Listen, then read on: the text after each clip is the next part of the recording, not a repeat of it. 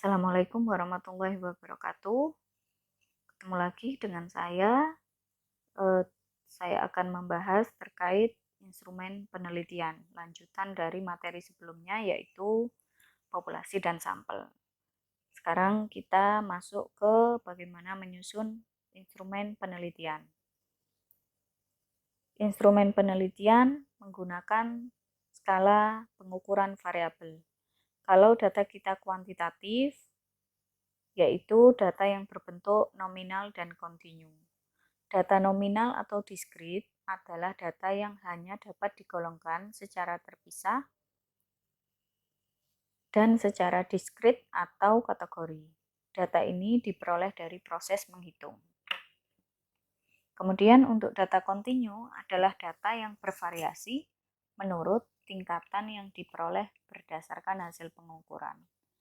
Kalau di pembahasan sebelumnya itu kan instrumen selalu menggunakan skala-skala. Nah, saat ini kita sedang membahas itu. Dan instrumen penelitian seperti yang saya utarakan sebelumnya tidak boleh sesuai dengan kemauan kita, tapi harus disesuaikan dengan kondisi penelitian atau desain penelitian kita dan masalah dari penelitian yang kita angkat. Itu harus sesuai. Jadi memang tidak boleh seenaknya, oh saya mudah pakai skala ini, misalnya setelah Anda nanti mempelajari seluruh instrumen pengukurannya. Kemudian data kontinum. Data kontinum ada 3. Data ordinal, yaitu data yang berbentuk ranking atau peringkat, misalnya juara 1, 2, 3. Kemudian data interval, data yang jarak antara satu dengan lainnya sama dan konsisten, tapi tidak punya nol mutlak. Kemudian data rasio, data yang jaraknya sama dan mempunyai nilai nol mutlak. Contoh angka hasil ujian dengan interval 0 sampai dengan 100. Jika tidak satu pun jawaban benar dari semua indikator kompetensi, maka siswa tersebut hanya berhak memperoleh angka 0. Kemudian, macam-macam instrumen penelitian. Instrumen yang biasa digunakan untuk pengukuran variabel dalam pendidikan adalah instrumen skala Likert yang biasa digunakan untuk mengukur sikap, pendapat, dan persepsi seseorang. Setiap variabel dikembangkan menjadi indikator variabel. Kemudian dikembangkan menjadi item pernyataan atau pertanyaan. Ini yang saya ulas di awal dulu bahwa di rubrik atau di pertanyaan instrumen penelitian tidak boleh tidak sesuai dengan rumusan, masalah, dan tujuan dari penelitian Anda. Karena setiap variabel bisa nanti dikembangkan menjadi indikator variabel. Dari sini kita bisa menyusun item pertanyaan atau pernyataan. Nah, nanti disajikan dalam bentuk instrumen yang bagaimana itu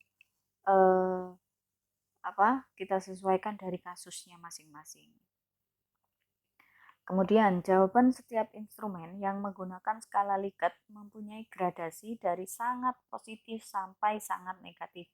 Ini pernah saya buka di pertemuan sebelumnya, bahwa sangat setuju, positif, sangat positif, setuju, positif, R atau ragu-ragu, netral, tidak setuju atau TS, negatif, STS, sangat tidak setuju, itu sangat negatif. Jadi Anda nanti membuat instrumen menggunakan Likert, tetapi pernyataan atau pertanyaannya harus disesuaikan. Lalu bagaimana teknik skornya? Ini yang saya bahas di materi sebelum-sebelumnya, bahwa penilaian itu 5, 4, 3, 2, 1, atau nanti kondisi terbalik, maka penilaiannya pun menjadi 1, 2, 3, 4, 5. Nah ini, saya beri catatan. Jika instrumen disusun untuk mengukur konsistensi siap dan dibuat dalam pernyataan negatif, maka scoringnya dibalik. Jadi tidak 5, 4, 3, 2, 1 lagi.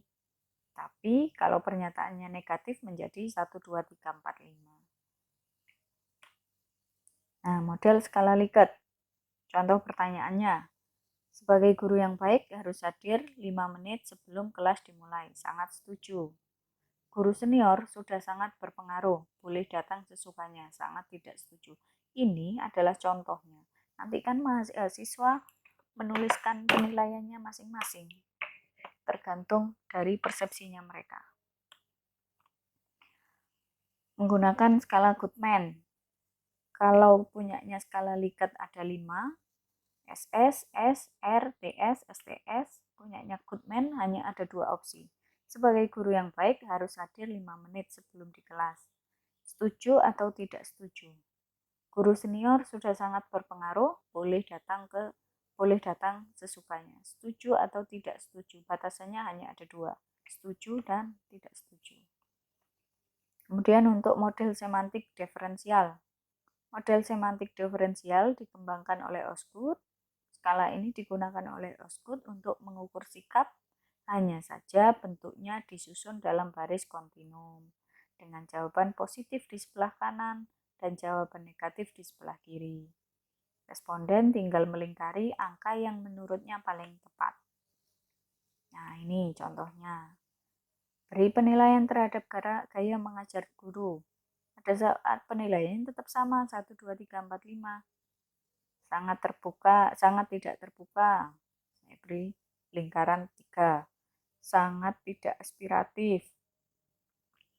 Tergantung penilaian. Sangat tidak visioner. Sangat tidak kreatif. Sangat tidak inovatif. Artinya pertanyaan negatifnya ada di sebelah kiri. Maka 1, 2, 3, 4, 5. Sangat terbuka. Itu baik, kalimat positif. Maka nilai mendekatinya adalah 5. Nanti kalau dibalik, sangat terbuka di sini atau positifnya di sini, kemudian negatifnya di sebelah kanan, maka penilaiannya pun akan terbalik pula. Nah, kemudian untuk model rating scale. Rating scale biasanya digunakan untuk kuantifikasi observasi yang digunakan responden peneliti.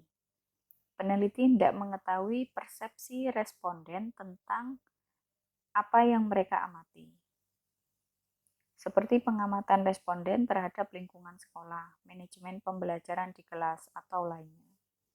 Responden hanya diminta untuk memberikan jawabannya pada angka yang sudah disediakan. Jangan salah definisinya antara subjek, objek, dan responden. Ini sudah saya buka di pembahasan sebelumnya. Nah, ini contohnya menggunakan apabila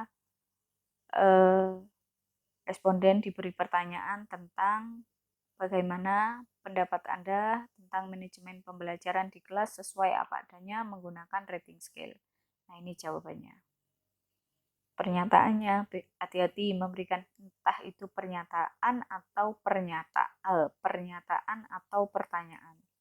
Dalam proses pembelajaran, guru menghargai pendapat dan memperhatikan keaktifan siswa dalam berdiskusi. 1, 2, 3, 4, 5. Lingkari jawaban yang sesuai. Kemudian untuk model skala pengukuran, yaitu rating, menggunakan continue. Ada pertanyaan, menurut saudara, apakah metode tatap muka di kelas tepat diterapkan untuk pembelajaran selama mahasiswa melaksanakan magang di sekolah? Nah, jawabannya ada ratingnya, ST, STT, tapi ratingnya berjalan nanti. Gini. Misal, panjang garis 5 cm, sehingga setiap jawaban dari responden dapat diukur panjang garisnya. Akhirnya diperoleh data numerik. Itu yang saya bilang, ini berjalan. Nah, nanti peneliti yang mengatur skalanya ini, maka menggunakan skala pengukuran. Tetapi rentangnya dari ST sampai STT. Kemudian angket. Angket adalah cara menyiapkan instrumen pengumpulan data yang telah terjadi di masa lalu, tapi masih dalam memori responden.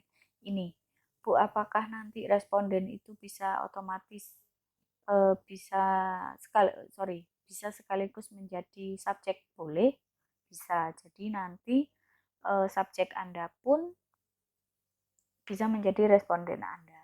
Siswa diberi angket terkait pembelajaran Anda yang telah dilaksanakan selama ini. Maka siswa itu menjadi responden Anda terkait proses pembelajaran Anda di sekolah selama kegiatan magang. Tapi hati-hati antara kuesioner dan angket. Angket selalu diberikan setelah terjadi di masa lalu aktivitasnya. Jadi diberikan di akhir. Pesannya diberikan di akhir. Kemudian peneliti bertanya dengan pertanyaan dengan jawaban yang sudah dipersiapkan atau close answer. Artinya disediakan pertanyaan.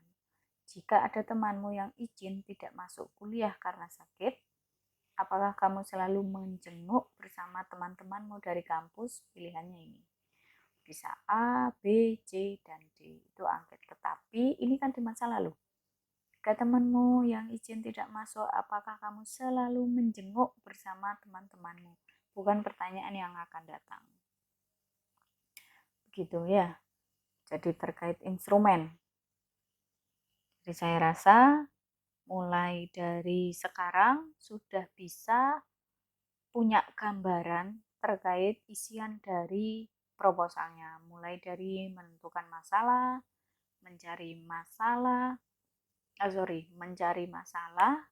kemudian menentukan masalah yang spesifik, kemudian menyusun latar belakang, rumusan, tujuan, jadi sampai dengan membuat rancangan untuk populasi, sampel, variabel penelitiannya, dan instrumen apa yang digunakan. Minggu depan kita akan membahas bagaimana sih kita belajar setidaknya istilahnya review, tapi masih review terkait pemaparan yang sudah kita